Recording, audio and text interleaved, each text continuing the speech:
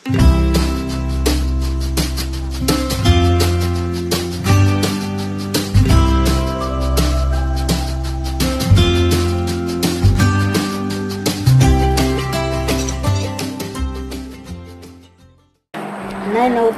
Channel में आप सभी का मोस्ट वेलकम। हम लोग अभी तक देखे थे कि डॉक्टर जो था कौन, धनशेखरन, श्रीनिवासन बैठा हुआ था, उसको बोला देख लेना अम्मा को, और श्रीनिवासन ने वल्ली अम्माल की ओर देखा और क्या बोला, इधर आओ अम्मा, तुम्हारा नाम क्या है। फिर बगल में एक स्टाफ था, उसको क्या बोलता है, अरे वो हरामजादे रजिस्टर उठा के दे। ठीक है, तो माँ क्या बोलती है, वो जो अम्मा थी वल्ली अम्मा, उसका नाम क्या था असली, वल्ली अम्मा, वल्ली अम्मा। ठीक है, वल्ली अम्माल तो नाम हम लोग बोल रहे हैं, लेकिन वह क्या बोली, वल्ली अम्मा। पेशेंट का नाम क्या है, वे मर चुके हैं। मतलब उसको पता ही नहीं था वो क्या पूछ रहा है। पेशेंट का नाम क्या है तो बोलती है मर चुके हैं। पेशेंट तो उसकी बेटी थी, तो महिला थी, पढ़ी लिखी नहीं थी, तो उसको पता नहीं था कि पेशेंट का मतलब क्या होता है। श्रीनिवासन ने सिर उठा करके देखा, अरे ये क्या बोल रही है। पेशेंट यानी रोगी जिसको भर्ती करना है, तो वो बोलती है मेरी बेटी को नाम क्या है, जी वल्ली अम्मा। वो अपने नाम बता रही है, ठीक है ना, क्योंकि वो समझ नहीं पा रही है होता क्या है ना। पेशेंट का मतलब बताया रोगी जिसको भर्ती करना है, तो बोली मेरी बेटी को, तो नाम क्या है, तो अपना नाम बता दी, जी वल्ली अम्मा। क्या मजाक कर रही है, तेरी बेटी का नाम क्या है, तब बताती है पंपाती। ठीक है, पंपाती, हे ईश्वर ये ले इस चिट को सीधे लेकर चले जा। मतलब वो जो नाम लिख रहा था श्रीनिवासन, वो कहता है ईश्वर, मतलब कि क्या किससे पाला पड़ गया है, पूछ रहे हैं नाम तो अपने नाम बताता है। तो यह चीज है। तो बाद में बेटी का नाम पूछा तो उन्होंने बेटी का नाम बताया, बोला ये पर्ची ले लो, चिट यानी पर्ची। और वहाँ जो सीढ़ी है, सीढ़ी के ऊपर एक सज्जन कुर्सी पर बैठा हुआ मिलेगा, वे लोग से वेतन आदि के बारे में पूछताछ करते हैं, तुम उन्हें यह चिट दे देना। बच्ची का क्या होगा, तो ये उसी से पूछ रही है स्टाफ से कि बच्ची का क्या होगा। तो वह आदमी बोला कि बच्ची को कुछ नहीं होगा, उसको यहीं लेटे रहने दो, तेरे साथ कोई नहीं आया है, तू जा। यहाँ विजय रंगम कौन है। ठीक है, तो वल्ली अम्माल पंपाती को अकेली छोड़कर नहीं जाना चाहती थी, क्योंकि बेटी को छोड़कर वह नहीं चिट लेकर के जाना चाहती। महिला थी, उसको लग रहा था बेटी के पास कोई नहीं है। वहाँ की लंबी कतार देखकर वहाँ फैली हुई विशेष गंध के कारण जी मिचलाने लगा था, क्योंकि हॉस्पिटल में तो अजीब तरह का गंध होता है। उसका मन घूमने लगता था, पूरा भीड़ लगा हुआ था, लाइन लगा हुआ था चिट देने के लिए। उसे अपने मृत पति पर बहुत गुस्सा आया, है ना, उसको पति पे गुस्सा आता था। हम अकेले पड़ गए, आज देखो बच्चा को इतना मतलब हॉस्पिटल लेकर के आए, समझ में नहीं आ रहा है क्या करे। तो मृत पति पर जो मर चुका था, किसका, वल्ली अम्माल की पति, उस पर गुस्सा आ रहा था। वह चिट लेकर सीधे चली गई, कुर्सी खाली पड़ी थी। अब बोला था वहां कुर्सी पे कोई बैठा होगा, उसको चिट दे दीजिए। कुर्सी के पास गई तो कुर्सी पे कोई बैठा ही नहीं था। उसकी पीठ पर धूल जमी हुई थी, यानी उस कुर्सी पर क्या था, धूल जमा हुआ था। इसका मतलब वहां कोई बैठवे नहीं करता था। पास बैठे एक व्यक्ति को चिट दिखाई, ठीक है, कोई बगल में बैठा हुआ था, उसको वो पर्ची दिखाई। उन्होंने कुछ लिखते हुए कनखियों से उस चिट की ओर देखा, ठीक है, कुछ लिखा उस पर, और कनखी से ऐसे करके हल्का सा आंख टेढ़ा करके उस चिट को देखा। बोला माँ जी तनिक ठहरो, उन्हें आने दो, कहकर खाली कुर्सी को और संकेत किया। क्या बोला, उस कुर्सी पर जो बैठता है ना वो कहीं गया है, तुरंत आ जाएगा, 2 मिनट रुको। तो ये चीजें वल्ली अम्माल ने अपने मन में अपनी बेटी के पास लौट जाने की तीव्र इच्छा जागी। ठीक है, इसके मन में हुआ बेटी अकेले है, हमको उसके पास तुरंत लौटना चाहिए। उस अनपढ़ स्त्री के हृदय में इस प्रश्न ने अत्यंत विशाल रूप ले लिया। अब वो असमंजस में फंस गई, चूंकि अकेली महिला थी। वह सोची बेटी के पास चले जाए कि उस चिट वाले का इंतजार करे जिसको पर्ची देना है। समझ में नहीं आ रहा था, उसको बहुत परेशान हो गई थी। उसे यह पूछते हुए डर लग रहा था, क्या उन्हें आने में बहुत देर लगेगी। ठीक है, मतलब होता है ना, नया जगह जाते हैं तो यह भी पूछने में असमंजस लगता है, पूछेंगे कि नहीं पूछेंगे। कोई पुलिस है, मान चलो परीक्षा देने गए कहीं, पुलिस से पूछे कि किधर है मेरा सेंटर। एक अंदर में डर होता है नया नया आदमी को, रिक्शा वाला से पूछे, किससे पूछे। तो उसी तरह से उसको भी लग रहा था कि एक बार और पूछेंगे, कहीं गुस्सा तो नहीं जाएगा कि कितना देर में आएगा। तो यह चीज, वेतन के बारे में पूछताछ करने वाले ये सज्जन अपने भांजे को भर्ती करवाकर आराम से लौटे बहुत देर के बाद। ठीक है, वो अपने भांजे को भर्ती करवाने के लिए गया हुआ था। तो अपना आदमी सब कर रहा था हॉस्पिटल में, तो उसी में लगा हुआ था। आकर कुर्सी पे बैठ गया। उन्होंने 3 बार नसवार ली, फिर रुमाल को रस्सी की तरह बटन बनाकर नथुने में, नसवार का मतलब क्या होता है, सांस को ऊपर खींचना, उसके बाद रुमाल को मोड़ के नाक में घुसा करके इधर उधर घुमा रहा था, ठीक, रस्सी की तरह बना करके नथुने में डालकर सुधा करके चुस्त होकर के बोला, देखो भाई तुम लोगों को लाइन में खड़ा होना चाहिए। अपने उतना देर गायब था तो वो कुछ नहीं, और जितना लोग भीड़ लगा के बैठा हुआ तो उसको बोला तुम लोग को अब लाइन में रहना चाहिए, ठीक ना। तो ये चीजें फतिंगियों की तरह झुंड बनाकर चले आओगे तो कैसे काम चलेगा, झुंड में हम किसी का नंबर नहीं लगाएंगे, ठीक है। तो ये चीजें, फतिंगा समझते हो ना, कीड़ा मकोड़ा जो होता है एकदम आग के पास जो आ जाता है सारा सारा, तो बोला फतिंगों की तरह करोगे तो काम नहीं चलेगा। 30 मिनट तक इंतजार करने के बाद वल्ली अम्माल के हाथ की चिट को जैसे ही किसी व्यक्ति ने छीन लिया, 30 मिनट तक जो इंतजार की उस आदमी का उस भीड़ में, तब जाकर के क्या हुआ, जैसे कि लगा उसके हाथ से कोई चिट को छीन लिया जो पर्ची था, ठीक, वो उसी आदमी के इंतजार में था। इस चिट पर डॉक्टर साहब के दस्तखत ही नहीं है। वो क्या बोला, जो पर्ची लिया कि बोला इस पे तो डॉक्टर का दस्तखत ही नहीं है, जाकर डॉक्टर साहब के दस्तखत करवा ला। अब वो मूर्ख महिला एक तो बेचारी अनपढ़ थी, उसको समझ में अभी क्या डॉक्टर का, किधर डॉक्टर को खोजेगी, फिर अपना बच्चा उधर अकेले है, तो मुझे इसके लिए कहाँ जाना होगा। वो महिला पूछती है, कौन, वल्ली अम्माल। तो वह बोलता है जो चिट लेने वाला था, बोला तुम कहाँ से आई हो, तो इन्होंने बोला मुनांडी पट्टिट जगह का नाम है, ठीक है, उस गांव से आई थी, मुनांडी पट्टिट से, ठीक है। अच्छा मुनांडी पट्टी से कहकर क्लर्क जोर से हंसा और फिर बोला वह अपनी चिट मुझे दे दे। क्या बोला, अपनी चिट तुम मुझे दे दो।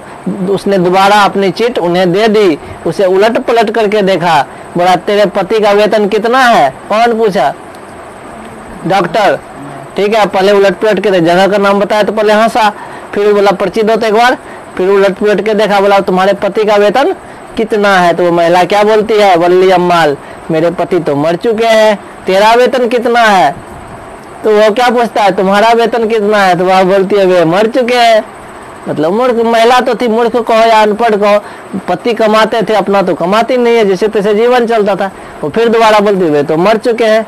उनकी समझ में नहीं आया कि वह क्या करे, महीने में कितने रुपया कमा लेती हो। तब ये बढ़िया से पूछता है, क्योंकि वो जो पूछ रहा था उसको समझ में ही नहीं आ रहा था क्या पूछे, इससे पूछ रहा था कि तुम्हारा वेतन कितना है, तो उसको वेतन बात समझ में नहीं आया। तो ये चीजें उसकी समझ में नहीं आया। तो वह पूछा कि तुम कितना कमा लेती हो। तो बोली जब फसल काटने जाती हूँ तब वेतन के रूप में धान मिलता है, दूसरे मौकों पर बाजरा रागी, यानी जब फसल काटने जाती है तब तक कुछ उसको मजदूरी मिल जाता है, उसी से मेरा जीवन चलता है, रुपये नहीं मिलते हैं। अच्छा, तेरा वेतन 90 रुपये लिख देता हूँ, यानी उस पर वेतन भी लिखा जाता था उस पर्ची पे। तो अपने मन से क्या बोला, हम 90 रुपया लिख देता हूँ 1 महीने में। तो मतलब वो महिला आश्चर्यचकित होकर के बोलती है, क्योंकि उसका जो वेतन था तो वो 90 रुपया तो था नहीं, जब फसल करता था तब उसको अनाज मिलता था, ठीक है। तब पर भी क्या बोला, हम 90 रुपया लिख देते हैं। वह महिला बोली 1 महीने में। तो वह बोलता है घबराओ मत, तुझसे पैसे नहीं लेंगे, ले ये चिट, इसको लेकर सीधे जाओ, बाएं तरफ मुड़ जाना, दीवार पर तीर का निशान बना होगा, वहां से 48 नंबर वाले कमरे में चली जाना। और वो क्या बोलता है उसको, ये पर्ची ले लो, अब यहाँ से जाना किधर, सीधे बाएं जा करके बाएं हाथ करके मुड़ जाना, वहां पर तीर का निशान होगा और 48 नंबर कमरे में चली जाना। वल्ली अम्माल उस चिट को अपने दोनों हाथों में ले करके सीधे चली जाती है। क्लर्क ने उसे संकेत दिया, इशारा कर दिया किधर जाना है। उनसे उसके सरल मन में अधिक उलझन पैदा हो गई, है ना। अब इशारा भी कर दिया, उसको बायां मुड़ने भी बोल दिया, महिला थी, उसको समझ में नहीं आया क्या हो गया, और उलझन पैदा हो गया। हवा के झोंकों में पड़े कागज के टुकड़े की तरह वह अस्पताल में इधर उधर भटक रही थी। उसको ऐसा लग रहा था जैसे कि कागज का टुकड़ा को छोड़ दोगे, बाहर में हवा बह रहा है तो कैसे उड़ता है इधर से उधर, वही हाल हो गया था वल्ली अम्माल का। क्योंकि महिला थी, उसको समझ नहीं आ रहा था कैसे जाना है, किधर जाना है, क्या नहीं, क्योंकि उसको पढ़ने आता नहीं था। बोल दिया 48 नंबर कमरा, उसको 48 पढ़ने आएगा तब ना 48 नंबर कमरा में जाएगी। तो प्रॉब्लम उसके साथ ये भी था, उसके ध्यान से ही बात उतर गया कि उसको 48 नंबर कमरा में जाना है। फिर लौट करके आती है, क्लर्क से पूछने में उसको डर लग रहा है कि फिर पूछे कौन से रूम में जाना है। अचानक उसके पास से 2 रोगियों को एक ही स्ट्रेचर पर ले जाते देखा, ठीक है। उनमें से एक बैठा हुआ था, दूसरा अधलेटी अवस्था में था। अचानक क्या हो गया, उसके बगल से 2 पेशेंट को स्ट्रेचर पर लेकर के जाते हुए देखा। उनमें एक बैठा हुआ था, एक आधा लेटा हुआ, थोड़ा सा गर्दन उठा करके। दोनों के नाक में नली डाली हुई थी, पाइप। दोनों दूसरी ओर एक ट्रॉली पर एक चौड़े मुंह वाले बर्तन में सांभर मिला भात लेकर के जा रहा था। कोई टोपीधारी व्यक्ति खाना वाना ले जा रहा होगा। सभी प्रकार से सुसज्जित सफेद कोट पहने स्टेथोस्कोप को माला में गले में माला की तरह डाला हुआ था। कुछ डॉक्टरनियां भी सामने से जा रही थी। पुलिस वाले, चाय कॉफी वाले, नर्स, सब अपना अपना दिशा में जा रहा था। अब महिला तो भुतला गई, हम किधर जाए। बगल में देखा कोई खाना ले जा रहा है, कोई पेशेंट को लेकर के जा रहा है, कोई पुलिस वाला जा रहा है, कोई नर्स जा रहा है, कोई डॉक्टर जा रहा है। इसको समझ में आ नहीं रहा था। तो उसके बाद वे जल्दी में थे, उन्हें रोक कर कुछ पूछते। सबको देख रहे थे, सब हड़बड़ में जा रहा है फटाफट। अब किससे पूछे, पूछने में डर लग रहा था। पूछेंगे कहीं डांटिए दिया, कुछ कह दिया, तो यह भी प्रॉब्लम था। उससे डर लग रहा था, उसे समझ में नहीं आ रहा था उनसे पूछे क्या। किसी एक कमरे के सामने भीड़ लगाए लोग था। वहां एक आदमी के हाथ में क्या था, चिट था। पीले रंग की सारी चीटें जमा किए हुए थे, उसके हाथ में बहुत सारा चिट था। कोई होगा गेट पे कलर के स्टाफ या फिर कंपाउंडर जिसको बोलते हैं, पर्ची लेकर के रात बैठा हुआ। बाहर बेंच पर बैठे सभी लोग प्रतीक्षा कर रहे थे। वल्ली अम्माल को पंपाती की चिंता सताने लगी। वो अभी चिट लेके वहां आ गई, ठीक है। उसको पता भी नहीं था 48 नंबर रूम है ये, तब पर भी वो खड़ी हो गई वहां। भीड़ देखी, चिट जमा कर रहा था वो चीजें। उसको अपनी बेटी पंपाती की भी चिंता सता रही थी। वह अकेली होगी वहां पर। जिस आदमी ने चिट इकट्ठी की वह एक एक करके नाम पुकार रहा, सबका चिट जमा कर लिया था, फिर एक एक करके नाम बुला रहा था, ठीक है। चिट पर पंपाती का नाम पढ़ करके बोला, इसे यहाँ क्यों लाई, इसे सीधे लेकर चली जा। क्या हुआ, जैसे ही पंपाती का नाम आया, चिट तो ये जमा कर दी थी पर्ची, तो इसका नाम जैसे ही आया, बोला इसको यहाँ लेकर के क्यों आई, उसको तो 48 नंबर रूम में भेजा था। तो वह बोलता है इसको इस यहाँ पर क्यों लेकर आई हो, लेकर इसे सीधे चली जा। वह चिट वल्ली अम्माल को वापस दे दी। उस महिला को वह पर्ची क्या की, वापस कर दी, ठीक है।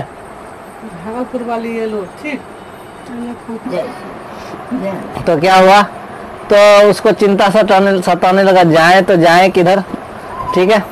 क्योंकि उसकी जो बारी आई थी तो उन्होंने क्या बोला, इसको यहाँ लेकर के क्यों आई हो, इसे लेकर सीधे चली जा। वह चिट वल्ली अम्माल को वापस दे दिया। कौन, वो जो कंपाउंडर था। इस पर वह बोली, बाबूजी मेरे समझ में नहीं आया कि मुझे जाना कहाँ है। वह कुछ सोच करके उसके सामने से जाते हुए एक व्यक्ति को रोक करके कहा, आलमराज माताजी को 48 नंबर कमरा दिखा रहे। यानी कि वो बेचारी आधा घंटा तक बेकार का लाइन में लगी थी, लाइन में लगी बहुत देर तक, ठीक है। तो क्या हुआ, आधा घंटा वहां पे लाइन में खड़ा रह गई चिट्ठी जमा करके। फिर नंबर आया तो बोला तो 48 नंबर था नहीं। तब एक आदमी को रोक करके उन्होंने, कंपाउंडर ने कहा कि बाबू, उसका नाम था आलमराज, अमलराज को बोला माता जी को 48 नंबर कमरा दिखा दे। वल्ली अम्माल से बोला वह आदमी, इस आदमी के पीछे पीछे चली जाओ। किसके पीछे पीछे, अमलराज के पीछे पीछे, ठीक है। ये वहीं जा रहे हैं 48 नंबर कमरे में। उसे अमलराज के पीछे भाग भाग कर जाना पड़ा। चूंकि अमलराज लड़का होगा कोई, तो वो बहुत तेजी से जा रहा था, तो उसके पीछे वो बुरी औरत पीछे पीछे तेजी से झटक झटक के जाने लगी। वहां एक और बेंच पर दूसरे लोगों की भीड़ दिखाई दी। एक तो भीड़ देख करके वो गई ही थी, वहां भी गई तो वहां भी भीड़ दिखाई दे रहा था। एक आदमी ने उसके हाथ से चिट ले ली। सुबह से भूखी होने के कारण और अस्पताल में फैली विशेष गंध के कारण वल्ली अम्माल का सिर चकराने लगा। महिला थी, घर से भूखे आई थी, सुबह सुबह खाना भी नहीं खाई थी, और उस अस्पताल हॉस्पिटल का गंध सूंघ सूंघ करके उसका दिमाग घूम रहा था। आधे घंटे के बाद फिर उसका नाम पुकारा गया। इससे पहले जहाँ रुकी थी वहां भी आधा घंटा खड़ा थी। फिर वह कमरे के अंदर गई। आमने सामने 2 लोग बैठे पेंसिल से कुछ लिख रहे थे। उनमें से एक व्यक्ति उसके हाथ से चिट ले लिया। उलट पुलट कर ध्यान से देखा। बहिर्रंग रोगी विभाग से आई हो, ठीक है। और वह उसके प्रश्न का उत्तर नहीं दे सकी, क्योंकि उसको क्या पता क्या पूछ रहा है। वह बोला बहिर्रंग रोगी विभाग से आई हो, तो वह कुछ नहीं बोल पाई। चिट पर लिखा है कि इस रोगी को एडमिट किया जाए, इस समय जगह नहीं है। वह डॉक्टर ने क्या बोला, 2 आदमी जो था अंदर में, बोला चिट पर लिखा हुआ है इस रोगी को क्या करना है, एडमिट करना है, लेकिन अभी जगह नहीं है। तो अब अम्मा जी आप चली जाओ, आप कल सुबह ठीक 7:30 बजे आना, समझी। अब बेचारी एक तो गांव से आई थी शहर आई हॉस्पिटल में, अब उसका दिमाग काम नहीं कर रहा था, भूखे प्यासे थी। उसको बोल दिया सुबह 7 बजे आना। बाप फिर वह क्या बोलती है, बाबूजी कहाँ आना होगा? तो वह आदमी बोलता है यहीं पर आना, सीधे यहीं चली आना, समझी। समझाने से क्या होगा, उसको तो क्या पता कि महिला के साथ क्या हाल है। वह उस कमरे से बाहर आती है। वल्ली अम्माल को अपनी बेटी पंपाती की चिंता सताने लगती, चूंकि बेटी को अकेले छोड़ के आई थी कितने देर पहले, 1.5 घंटा पहले। वह उसके पास लौटने का रास्ता नहीं पा सकी, क्योंकि उसकी माँ तो पूरा हॉस्पिटल में खो गई थी, बहुत बड़ा हॉस्पिटल था। अपनी बेटी को कैसे बेटी के पास पहुंचेंगे, अब उसमें भी उसको समझ में नहीं आ रहा था। अस्पताल के सभी कमरे एक ही जैसे थे, सब कमरा एक ही जैसा हॉस्पिटल का लग रहा था, सब में एक बेड पेशेंट का जो भी हो सब एक ही जैसा लगता था। उसको समझ में नहीं आ रहा था, उसे लगा मानो एक ही आदमी घूम फिर करके अस्पताल के अलग अलग कमरे में बैठा हुआ, क्योंकि सब डॉक्टर का ड्रेस एक जैसा होता है, पुलिस का ड्रेस एक जैसा, नर्स का ड्रेस एक ही जैसा। उसको समझ में ही नहीं आ रहा था कहाँ जाए कहाँ नहीं। तो ये चीजें, एक वार्ड में अनेक रोगी लेटे हुए थे। हॉस्पिटल में तो एक रूम में बहुत सारा रोगी रहता है, पेशेंट रहता है। उसके हाथ पैर को ऊंचा करके वजन से बंधा गया था, है ना, जिसका पैर टूट जाता है, किसी का टांग ऊपर उठा हुआ है, किसी का हाथ ऊपर उठा हुआ है, बंधा हुआ है, उसका दिमाग काम नहीं कर रहा था। एक कमरे में क्रम से लेटे छोटे बच्चे अपना मुंह बना बना कर रो रहे थे। बच्चा रोगी का जो रूम होता है उसमें खाली बच्चे, छोटका बच्चा, वो सब चिल्ला रहा था। मशीन रोगियों और डॉक्टरों के भीड़ में वह वापस बच्चे के पास यानी पंपाती के पास लौटने का रास्ता नहीं पा सकी। उसे समझ में ही नहीं आ रहा था वह कैसे जाएगी वापस। उसने डॉक्टरनी को पास बुला करके उसकी पहचान बताई जहाँ से वह चली थी। एक डॉक्टरनी जा रही थी, उसको बुलाई, बोली डॉक्टरनी हम अपने बेटी के पास जाना चाहते हैं, हमको समझ में नहीं आ रहा है कैसे जाएंगे। तो आप बताइए कहाँ से आई थी? तो वह बोली डॉक्टर बीबी, वहाँ बहुत से डॉक्टर लोग मिलकर बात कर रहे थे। अब देखो पता कितना सुंदर बताई कि हम जहाँ थे ना वहाँ पर 5-6 डॉक्टर था, ठीक है, वो लोग आपस में बात कर रहे थे। अब वो डॉक्टरनी क्या बताएगी? एक आदमी हमसे वेतन पूछ रहा था जहाँ पे कुर्सी वाले के पास, ठीक है, उसने यह भी बताया कि मुझे इलाज के लिए पैसे नहीं देने पड़ेंगे, मैं अपनी लड़की को वहीं छोड़ करके आई हूँ। तो इस तरह से बताया। तो इसको अब देखो क्या होता है, डॉक्टरनी द्वारा बताए गए रास्ते से वह लौटी। डॉक्टरनी समझ गई कि कहाँ पे वेतन पूछता है, किस जगह पे, किस कुर्सी के पास, तो वो बता दी, उसके जगह पे लौट गई। उस समय मुख्य द्वार पर ताला लगा हुआ था। तब तक क्या हो गया, शाम हो गया था और मेन गेट में ताला लग चुका था। उसका मामूली सा डर अब भीषण भावना में परिणत हो गया, क्योंकि एक महिला गांव से आई हुई भूखी प्यासी थी, अब मेन गेट के पास पहुंची तो वहां ताला लग चुका था। अब वह रोने लगी। उसे बरामदे के बीचों बीच खड़े रोता देखे एक आदमी उसे किनारे पर खड़े होकर रोने के लिए कहा। तो होगा कोई स्टाफ उसी अस्पताल का, बीच में बैठ के रो रही थी हॉल में, तो बोली तुम साइड में जाकर के रो। चुप नहीं करवाया, लेकिन उसको क्या बोला, तुम बगल में जाकर रो। वहाँ के लोगों को उसको रोना शायद उसे फैली रोगाणु दवाइयों की गंध के समान सहज स्वाभाविक लगा। लोगों को क्या लगा, अरे कोई पेशेंट है रो रहा है, चलो भाई तू साइड में रो जा। उसको उसकी वास्तविकता को समझ नहीं पाया कि उसकी बेटी नहीं मिल रही है, उसको बेटी का चिंता सता रहा है, भूखी है। तब वह चिल्लाने लगी, पंपाती पंपाती मैं तुझे कहाँ ढूंढूं, मैं अब कहाँ जाऊं। खुद ही बोल रही है धीरे धीरे, तो बेटी सुनेगी तब तो। कहती हुई इधर से उधर घूम रही है, पंपाती पंपाती चिल्ला रही है। तभी उधर एक तरफ बाहर का रास्ता उसको दिखाई दिया, अस्पताल से बाहर जाने का रास्ता। उस दरवाजे से सिर्फ लोगों को बाहर जाने दिया जाता था। उसे याद आया कि यह दरवाजा पहले भी देखा है, यानी उसको याद आया इस दरवाजे को देखे थे पहले। वह बाहर आई, उसे याद आया कि उससे थोड़ी दूर चल करके दूसरे दरवाजे से वह भीतर गई थी, तो वह दूसरे दरवाजे की ओर दौड़ी बाहर से। दूसरे दरवाजे के पास पहुंचने पर उसे एक लकड़ी से बनी सीढ़ियों की याद आई। तब याद आया कि यहाँ एक लकड़ी का सीढ़ी था।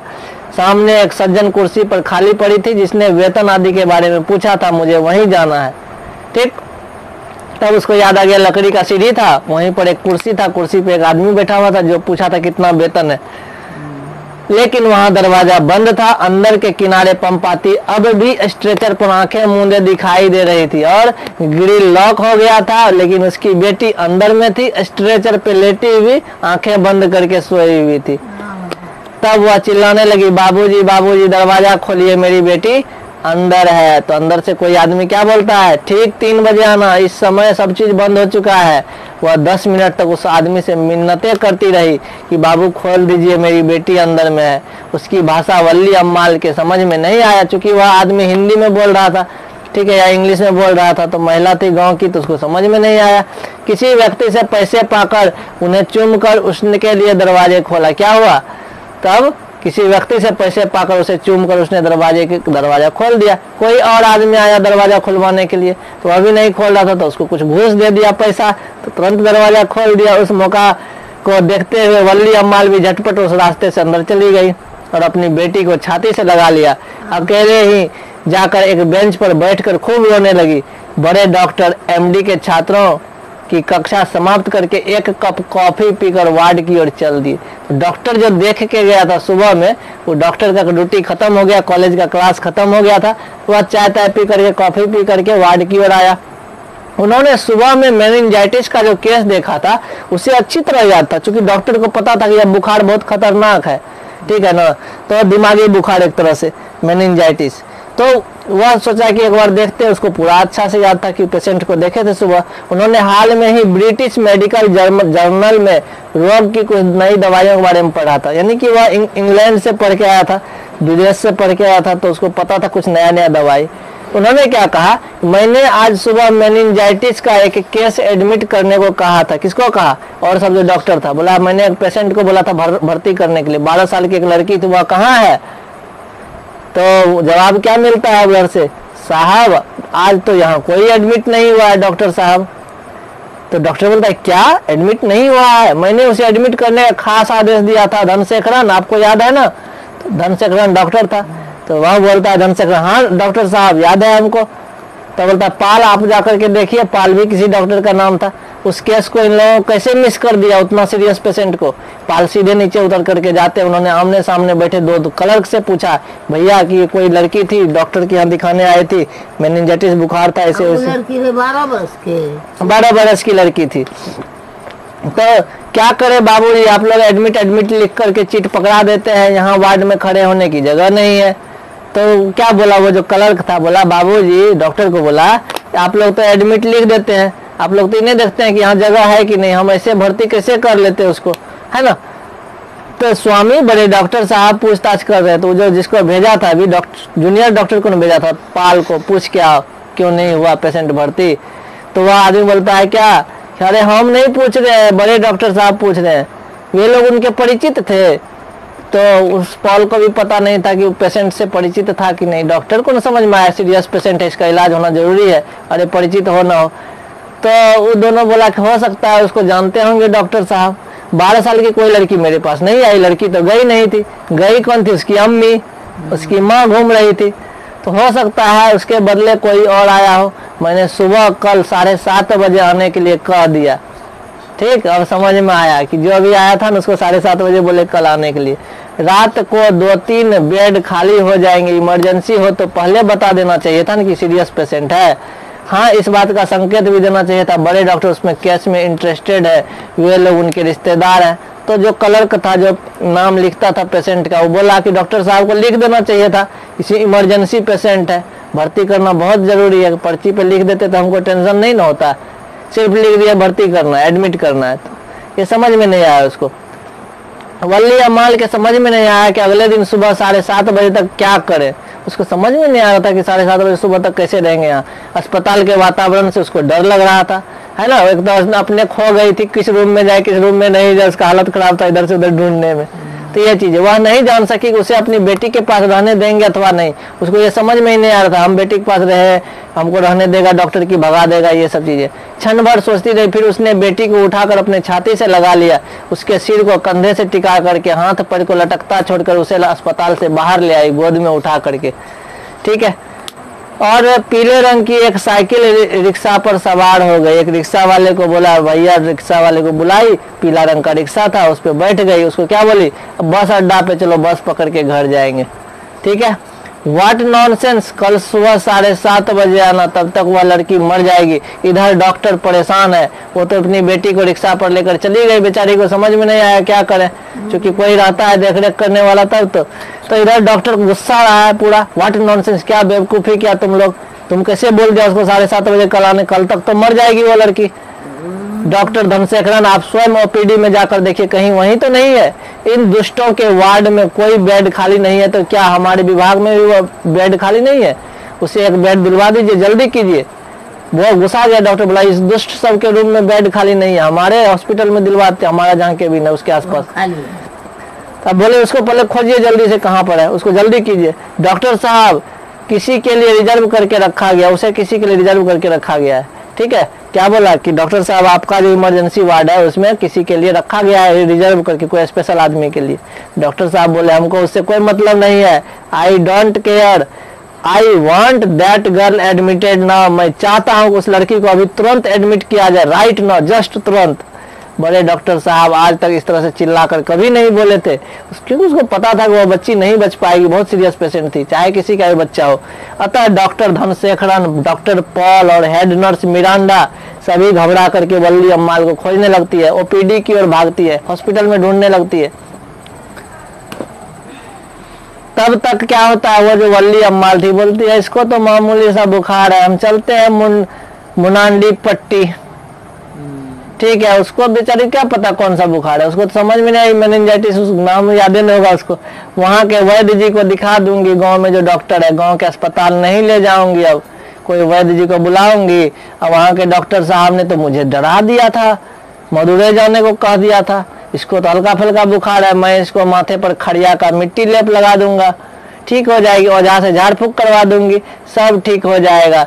साइकिल रिक्शा वाला बस अड्डे की ओर बढ़ते जाता है। वल्ली अम्माल मन्नत मांगती है भगवान से, है ना, कि भगवान जी ठीक हो जाएगा तो हम क्या करेंगे, यदि पंपाती ठीक हो जाएगी तो मैं वैदीश्वरन जी के मंदिर में जाकर के दोनों हाथों से रेलगाड़ी भर के लड्डू चढ़ाऊंगी भगवान को।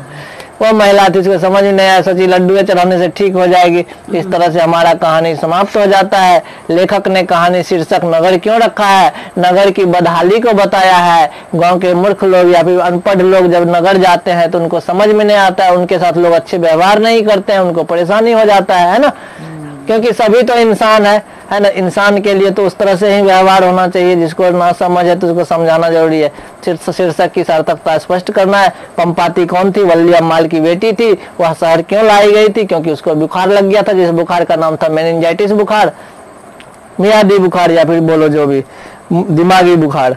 बड़े डॉक्टर साहब अपने अधीनस्थ डॉक्टरों को पंपाती के अस्पताल में भर्ती लेने के लिए क्यों कहा, क्योंकि वह सीरियस पेशेंट था, वह एक दिन के अंदर मर जाती, ठीक है। इसीलिए उन्होंने कहा था कि इसको जल्दी से हॉस्पिटल में भर्ती करना।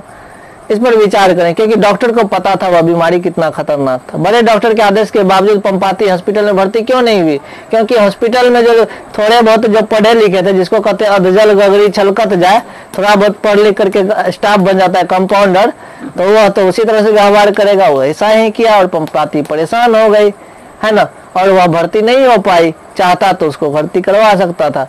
वल्ली अम्माल का चरित्र चित्रण कीजिए, चूंकि भले मूर्ख थी लेकिन उसको अपने बेटी से प्यार था, उसको जिस तरह से समझ में आया उस तरह से उन्होंने किया, है ना, उसका कोई दोष वहां पर नहीं है।